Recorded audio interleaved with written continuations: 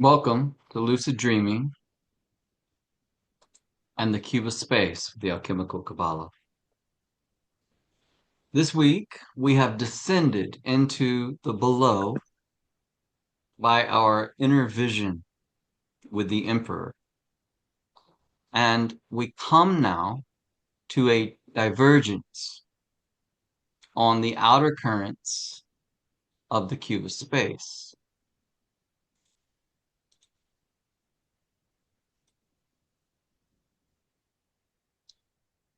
So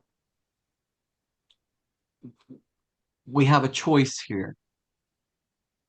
We have descended down this northeastern edge. On the cube, there are only two currents that descend from above to below. If you don't count the full in the middle. On the outer currents, there's only two that come down and two that rise. So I'm going to blow this up a little bit. So we see the Emperor right here. And how we descend into the above, the self-conscious, we bring the self-conscious down deep within into the subconscious mind of the below.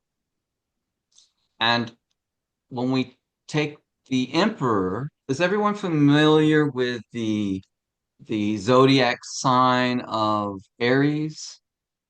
It does this thing, it rises up and then it like the horns of a ram.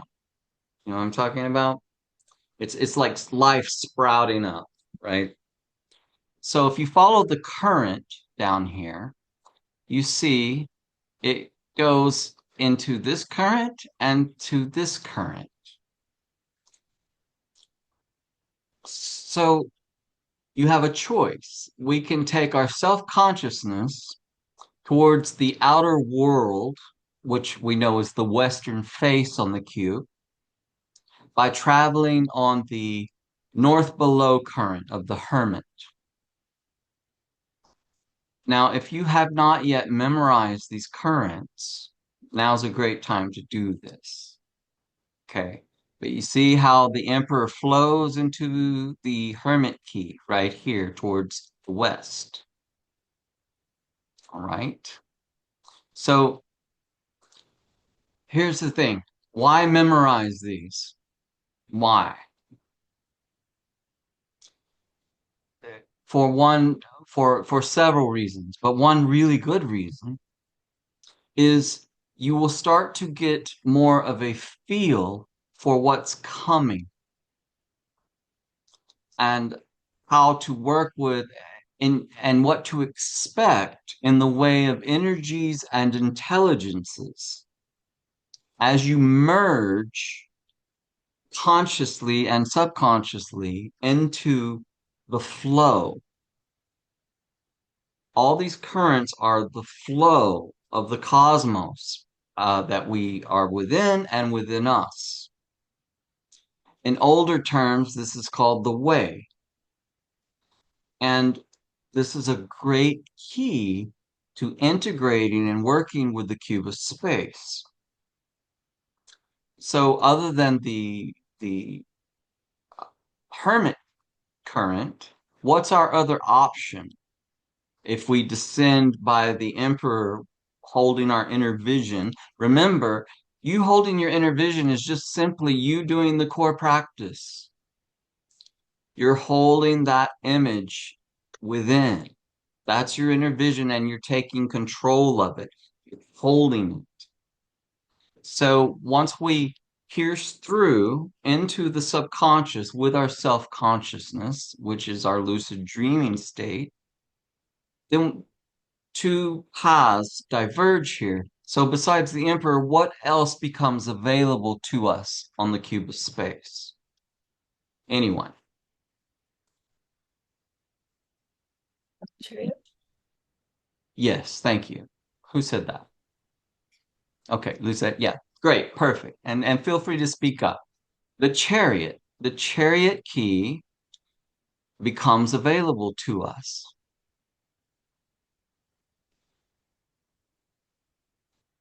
All right. So the current of the chariot is the east below side of the cube. And the function of the letter K and the chariot is speech. So just like the emperor deals first with inner vision, the chariot and the letter K associated with it deals first with inner speech. All right? The current makes up the below of the eastern face of the cube space. Now, who remembers what is the key for the east on the cube? To speak up.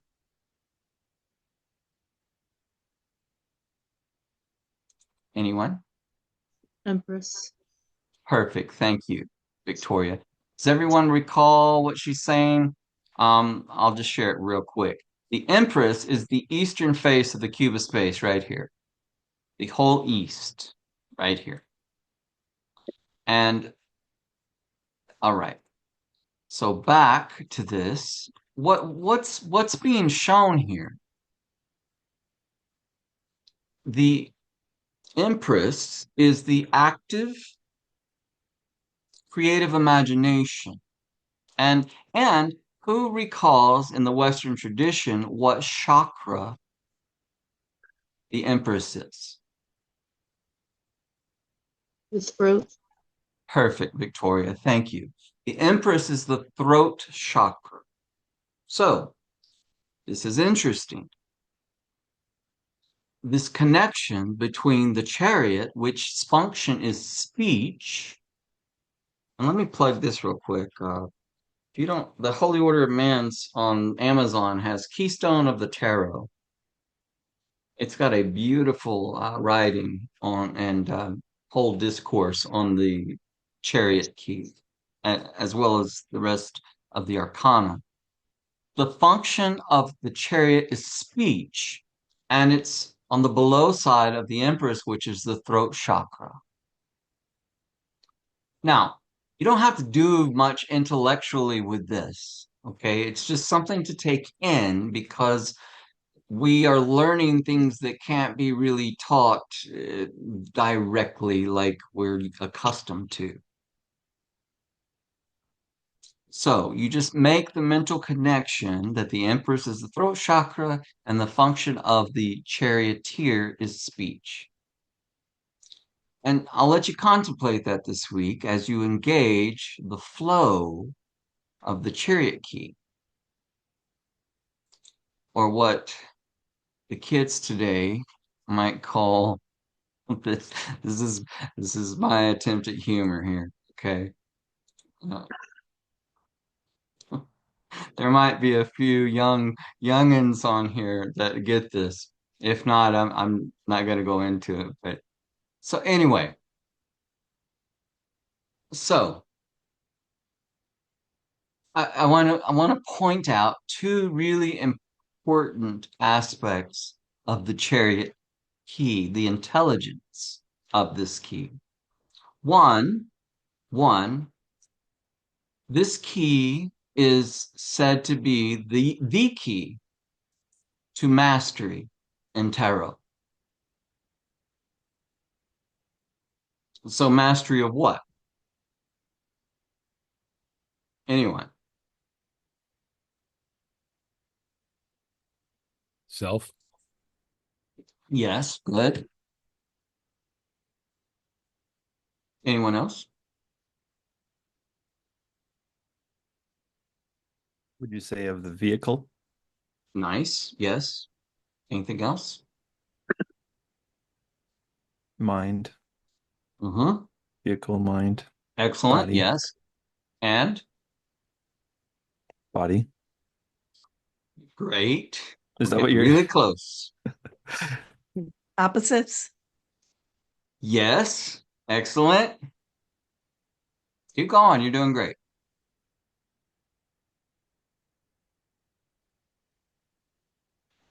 This is the number 7 tarot key. the soul? Let's go. Do what? Soul, would you say? Okay. All right. All right. Nice. Who remembers our simple tree of life? What's the 7th key? because you've memorized the simple tree of Oh, life. oh, desire. Ah, that's it. Perfect. Thank you, Okay. Jesse. So primarily, what we're speaking of here is the mastery of the desire nature. And this is what we see having been accomplished in the next key, right? The number 8, which follows this key, is Our Lady's strength, which shows this absolute mastery of the desire nature.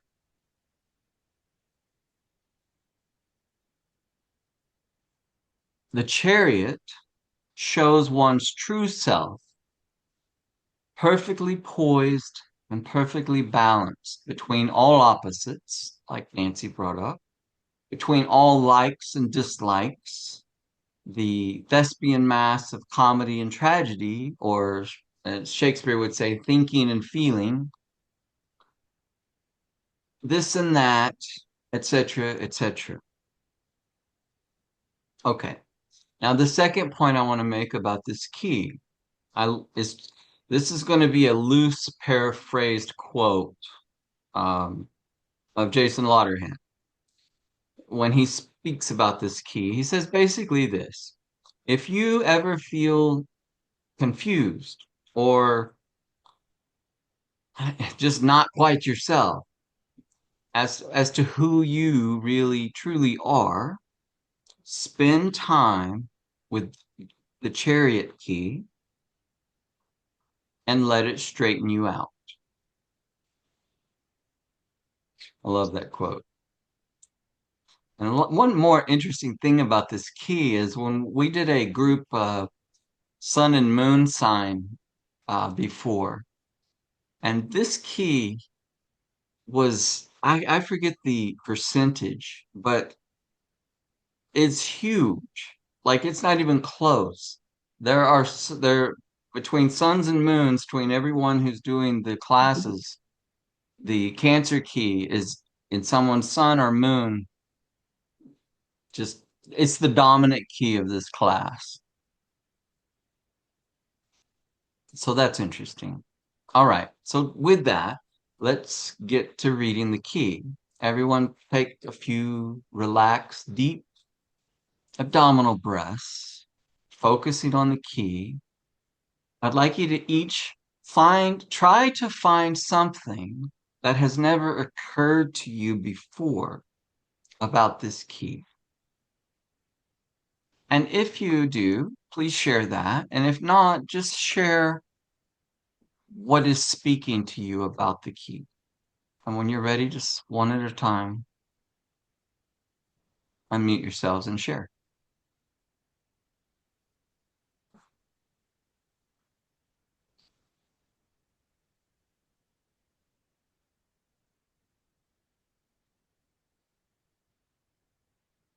This time I'm struck with he has the universe at his back.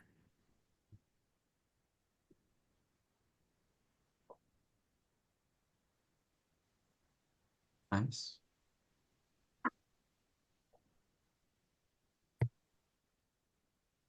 The dove carrying the chalice. Mhm. Yeah, isn't that beautiful? That is specific. As far as I know, this imagery here in this key is only in the Hoon Tarot. It's absolutely beautiful.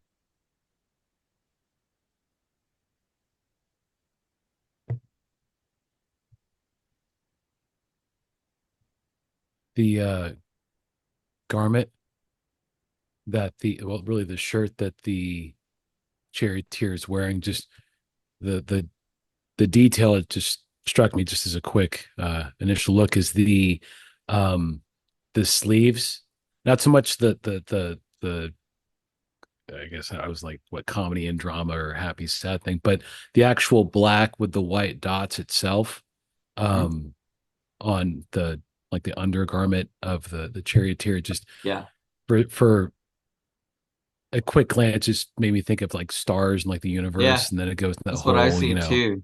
It's hmm like the essence of the essence of being in space, right? Hmm. Yeah. That's how And it just the, strikes me. yeah. Well, just the whole, like, we're all stardust and we're all made up of the things that are made up in the center of stars and that whole Mm, thing. And just that when there's that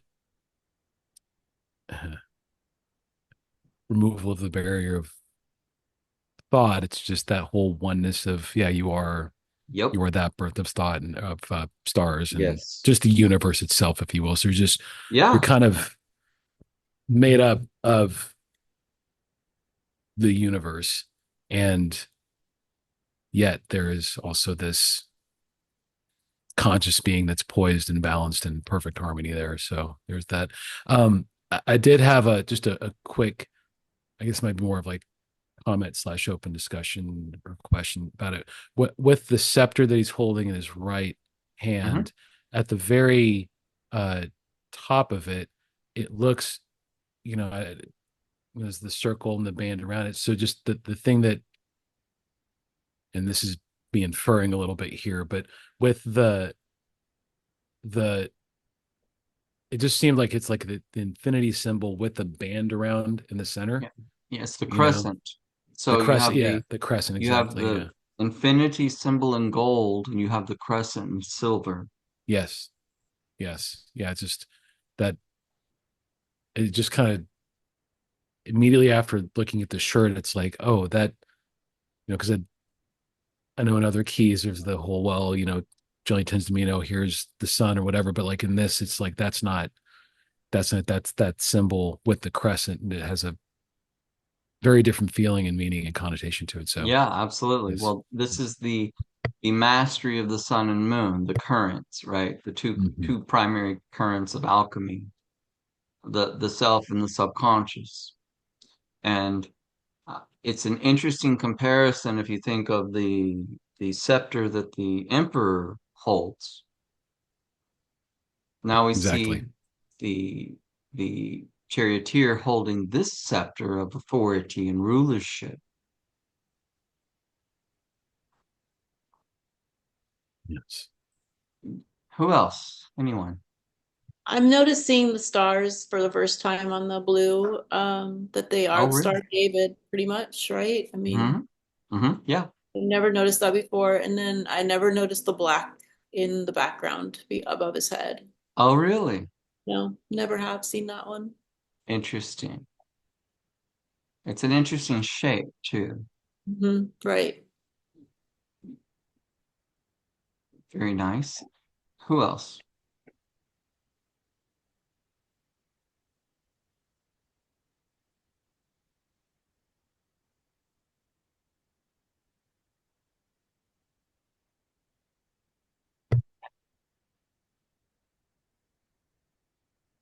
Just say real briefly that I guess the first time I noticed is you zoomed into the crown. I know it has the three stars in there, but the garland, Yep. I guess the word for it, the garland, the green garland that's kind of Yep. interwoven. It seems like it's Yep. behind it, but it's Uh-huh. woven into it. Yeah. And It's the that's, same mhm, same wreath that the fool has and the empress. It's mhm, the victorious, the wreath of victory. yeah. Is also on Uh, the universe, right? The very last or Tau mhm, card as well. mhm. Yeah. So, Right. okay, Yes. cool. And so one thing important to note on this key is this is the number 7 key, and it's the completion of all the powers that come before it on the top row of the tableau. So you got the self-conscious mind, the magician, the memory of the high priestess, the creative imagination of the empress. You have the reasoning capacity of the emperor. You have the intuition of the teacher, and you have the discerning powers of the lover's key. All of these, this is why he's so elaborately dressed because this is you with all of your capabilities.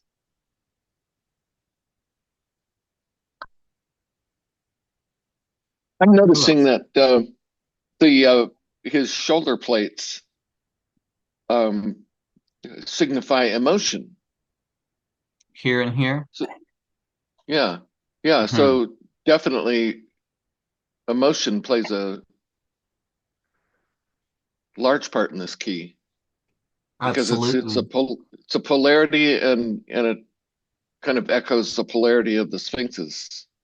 Absolutely. Good pickup.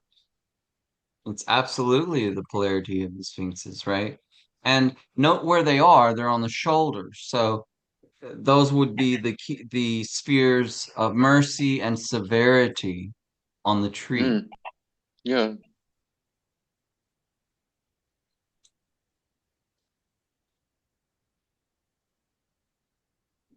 Anyone else? The chariot rests on a green surface, and across the river, you have the green trees, and those are trees that are known for Venus and the Empress. But the color green, of course, it stands for Venus and love, and it's the number 7, which is manifestation. So you have the 4, the base, and then you have the 3. It's a combination of 3 and 4. So it's manifested mastery. We have to remember bringing it all into earth. That's excellent. Thank you. And the stream of consciousness flows by. Hmm. Interesting. Yeah. So it's manifested like the pyramids. You have Yes. 4 triangles. So it's not ethereal. It's brought right down into earth. Hmm. And it all rests on love, and mind flows through it. Hmm. And then you have the yellow for intellect, but for also the mind.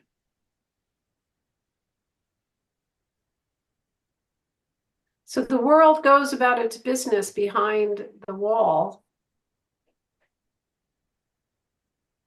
Mastery is based on love.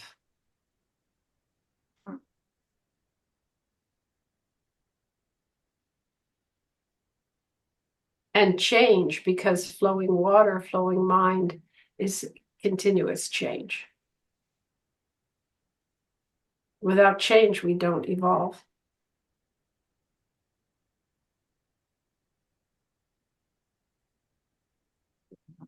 And of course, in the crown, victory is green.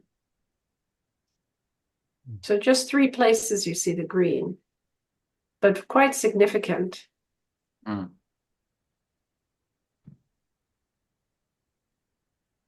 And of course, as you said, the sum total of the prior 6 keys are manifest in the 7th key. But 7 is a sacred number.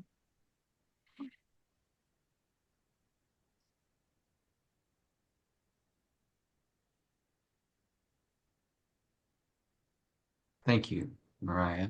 Anyone else? Yeah. Oh, the intelligence is the house of influence. Mm-hmm.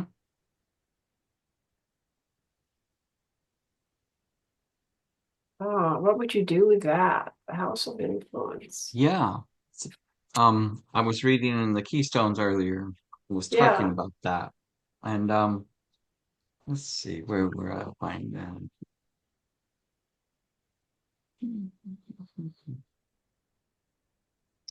That would have to do with speech, wouldn't it? Mm-hmm. From the Yeah. blue House of, interior walls of its perfections were drawn the arcana and concealed meanings reposing in the shadow thereof. It's an interesting quote. Yes, that's from the Sefer Yetzirah. Mm-hmm. Yes. And basically the universe is the field, right? But our speech is the means by which, the letter Kaf down here at the bottom means fence. Mm-hmm. So using speech, we put limitation, temporary limitation around the eternal or the infinite. This is how the all comes into a particular expression in space and time. The Through word. through the word, yes.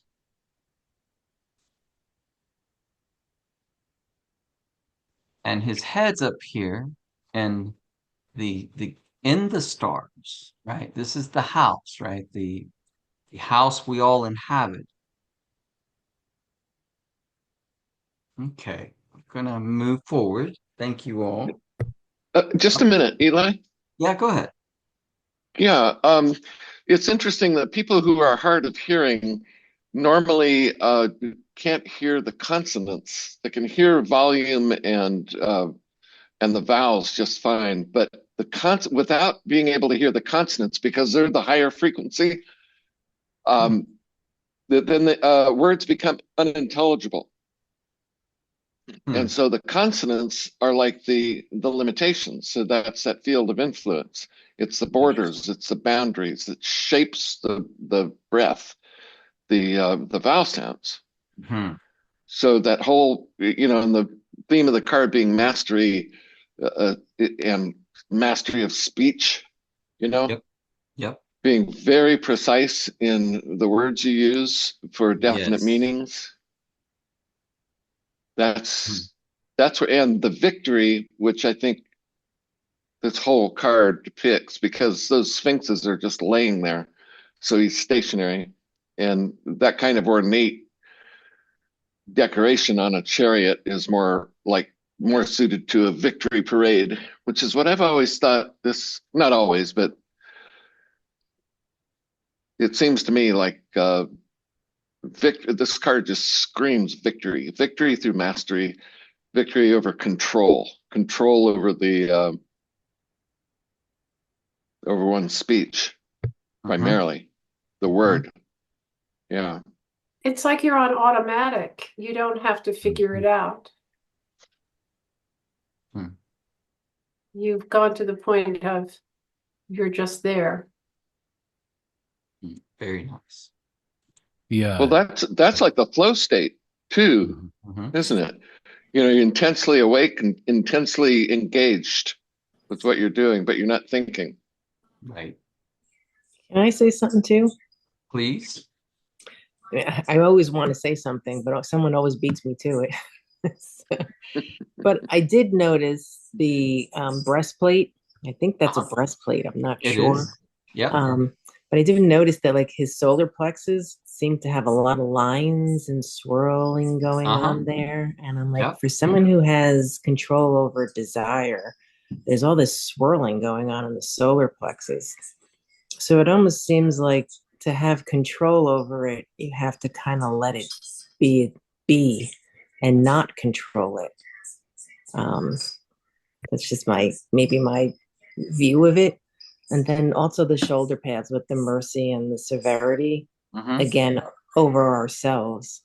To have mercy or severity to ourselves, like we need to learn how to be in balance with that, like not, like we are the first ones to teach ourselves. And yeah, that's just what I picked up from this one. Thank you, Teresa. That's excellent. And yes, I completely agree.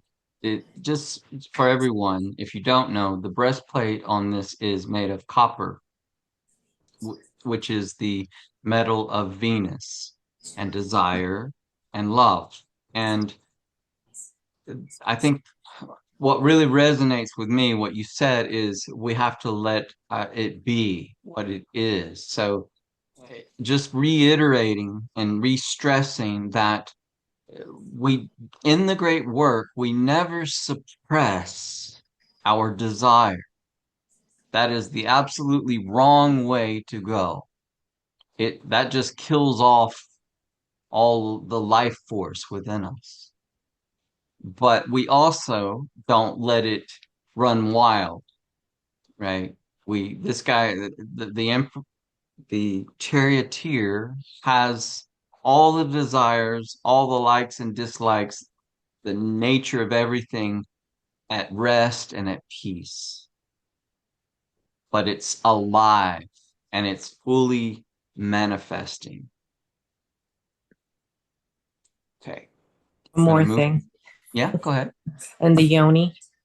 Oh, It's yes. kind of, it's like that's his badge for the Yep. front of the chariot. Yep. You know, So, I'm glad you said that too, because this is really this symbol on the very face of the cube that the charioteer's in is the key is really showing the essence of the mastery in a nutshell. And I'll just let you guys feel your way into that, but you have the ancient lingam yoni here as in the purity, and it's active. That masculine and feminine power are merged together, that Shiva and Shakti, and it's rising to the heart, to the sun. You know, the famous Old Testament, the sun will rise with healing in its wings. This is powering that event, that alchemical function. Okay. Thank you all very much for sharing your wonderful insights as usual and bringing more light to the Chariot Key. I want you to know uh, it's true that the things you share have profound effects on others along the way. All right. Now here's one big clue to the importance of this key in the major arcana.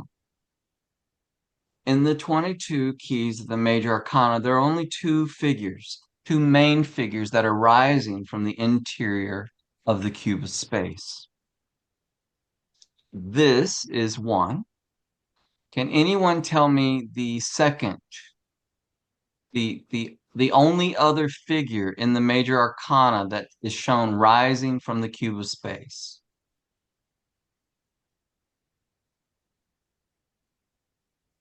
From within it.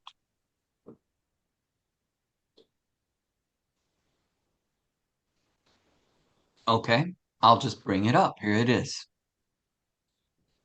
This is it.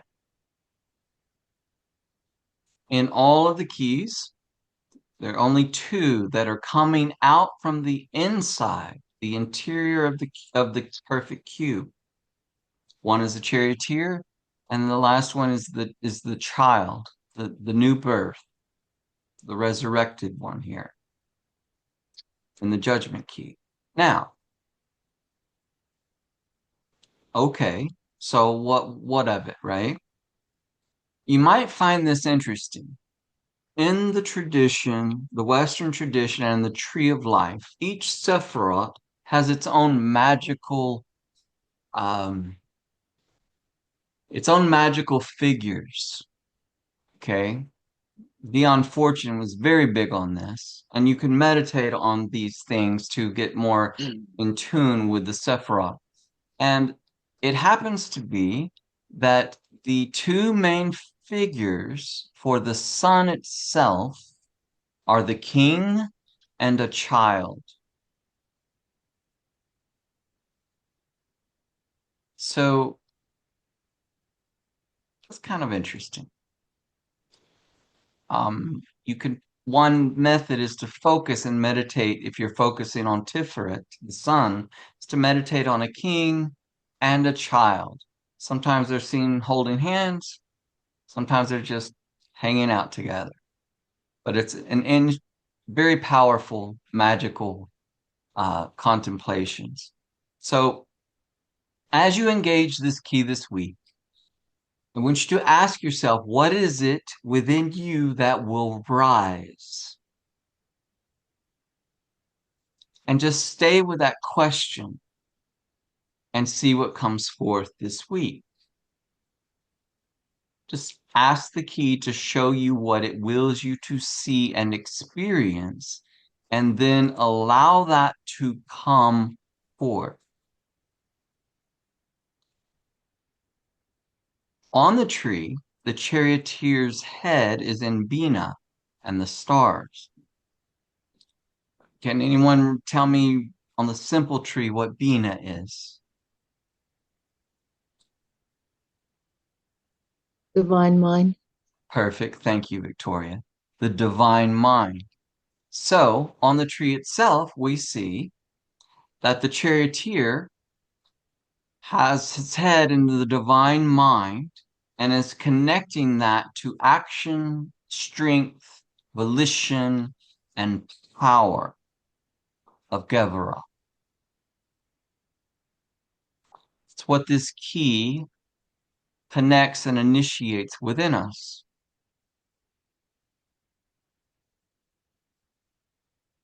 Okay. So,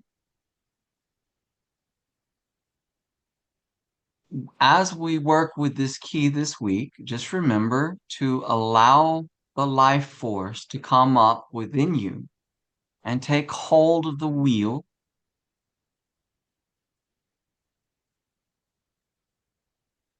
Trust in that life force within you to show you and take the wheel. This is the way.